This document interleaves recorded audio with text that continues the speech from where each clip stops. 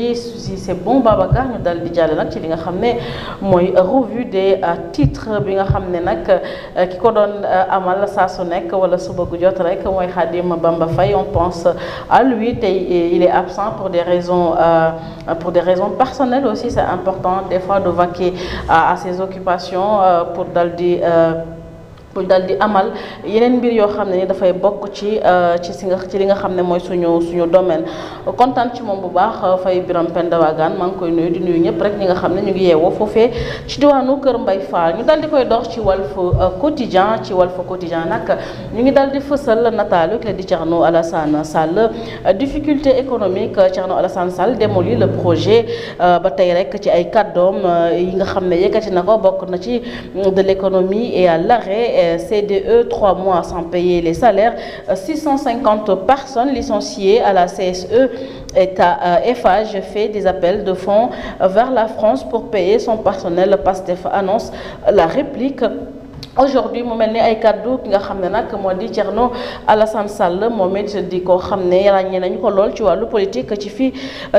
biir Sénégal ba tey ci xëtam wu njëkk moom Walf Quotidien li nga xam ne nag moo ñeel wàllu révélation de House cette saison Gueye the little big man mu nekk nag mbir moo xam ne ñeel na wàllu tàggat yaram ñeel ci wàllu basketball ci xët wu njëkk woowee ba tey réunion annuelle du FMI et de la Banque mondiale. Le Sénégal en quête d'un nouveau programme. L'Ivorite refait surface. Tidiane Thiam radié de la liste électorale muy kenn koo xam ne ni dafa nekk bokk ci li nga xam mooy langum politique ba ca réewum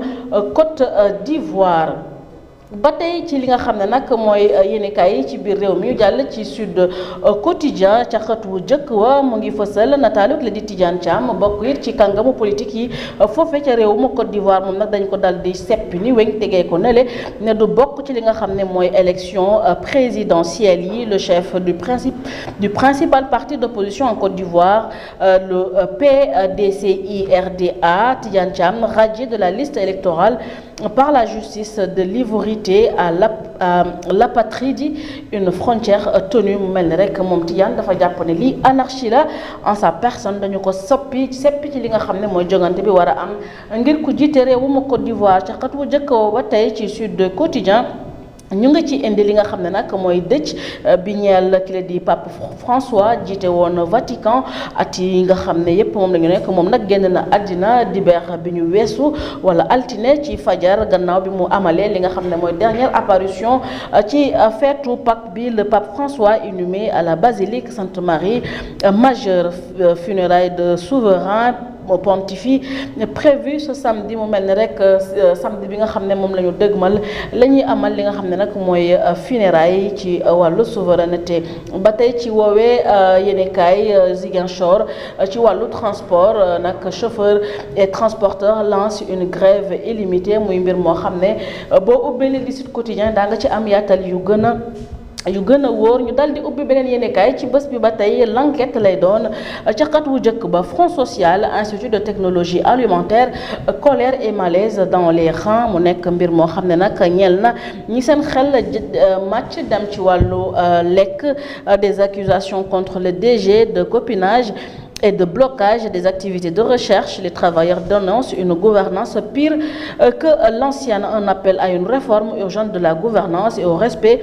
des engagements sociaux lancés par les travailleurs. mu mel ni rek ñoom nag yëkkati nañ ay kaddu jagleel ko nguur gu bees gi fi nekk jëm ci wàllu gestion bi nga xam ne rafetlu ñu dara li nga xam ne jamono yi moom la ñuy dund ci boobee entité. ba tey rek ci li nga xam ne mooy l'enquête yéenekaay ca xëtu jëkk wa ki la di Thierno Alassane Sall photom nataalam dal ci fësaat. Thierno Alassane Sall sur la gestion du pays.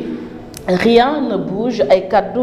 clé di Thierno Alassane Sall du samay kaddu boo bëggee am lu la ci leer da ngay ubbi yéenekaay bi la di l'enquête. ba tey ci bés bi ci yéenekaay ci réew mi Le Soleil la ñuy dal di yërndu fekk fa nag ci xët wu jëkk wa 3 ex-agents du ministère de l'Industrie inculpés ñeel nag wàllu affaire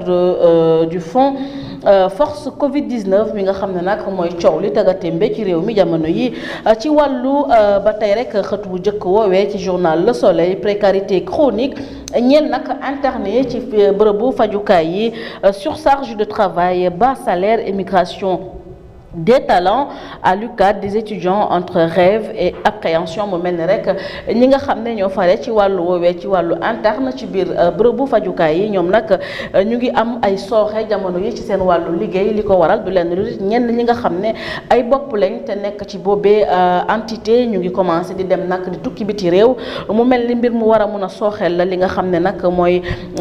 wàllum paj mi fii ci réew mu Sénégal loo ci mënti dégg mooy boo ubbee journal bi di Le Soleil ci am ay yaatal yu wér te wóor ci xët wu njëkk wi ci Le Soleil ba tey appui budgétaire attendu d'ici fin 2025 ci diggante Sénégal nag ak Banque mondiale muy coowal koppar ci beneen yéenekaay la ñuy jàll muy l'Observateur dina nag indil ñu ca xët wu njëkk waa dossier de mise en accusation l'Assemblée entre dans le vif du sujet muy ñi nga xam ne nag joxoñ leen nañ leen baaramu tuuma ñu bokkoon ci gouvernement bi fi jógee di gouvernement président Macky Sall. Le bruit de l'Assemblée nationale est convoqué ce mercredi 23 avril pour le président Malick Ndiaye pour l'informer de la saisie du parquet et de l'ouverture officielle de la procédure de mise en accusation des anciens ministres Mansour Faye et Moustapha Diop devant la haute cour de justice. loo ci mënti dégg mooy machine judiciaire boobee mu ngi wéyali ba tey li nga xam ne nag ñeel na fonds force Covid 19 muy mbas mi fi amoon ci atum 2019 jàpp 2023 ba tey ci yéenekaay ci réew mi. dañuy indi le Dakarois ca xët wu jëkk wa nataalu ñi nga xam ne ñoo ŋànk nguur gi fi mu ne nii moom nga cay gis waaye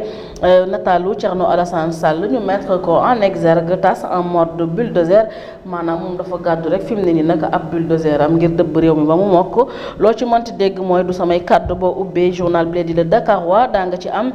ay yaatal yu weex te wóor ba tey rek ci wàllu réew mi la ñuy waxtaanee digganteem ak réew mu Amérique.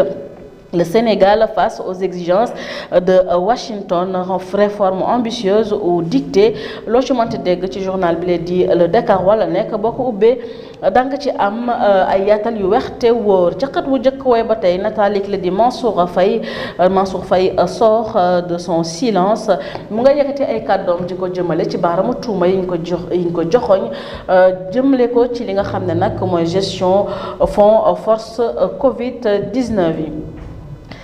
ñu desandi ba tey ci yéenekaay ci biir réew mi Libération la ñuy dal di ubbi ci xët wu njëkk wa li nga xam ne nag mooy cambriolage bi amoon foofee ci li nga xam mooy trésor public. Les détails troublants révélés par l'enquête le soir des faits. Le fameux Malaw qui semblait maîtriser le lieu guidé par téléphone Mokhtar Sall et lui indiquer la position exacte des ordinateurs à récupérer au 2e étage. mu mel ni rek ñi amaloon ñaawtoof googee ñu ngi commencé nag di dénk li nga xam ne mooy seeni kàddu nañu def ba amal li nu mel ba ubbee Libération daa nga ci am ay yaatal yu weex te wóor ba tey ci xët wu njëkk wi ci Libération affaire des présumés marchés fictif à l'ANAMO. Ndeye Maguette Thioune cautionne 128 millions de francs CFA en cash. La femme d'affaires et les autres fournisseurs en liberté provisoire après des cautionnements. L'ex-DAF Omar Ndiaye sous mandat de dépôt. yéenekaay yi ba tey ci biir réew mi ci las la ñuy dem daal di koy ubbi ca xët wu njëkk wa nataalu clé di Alassane Ouattara moom lañ ca fësal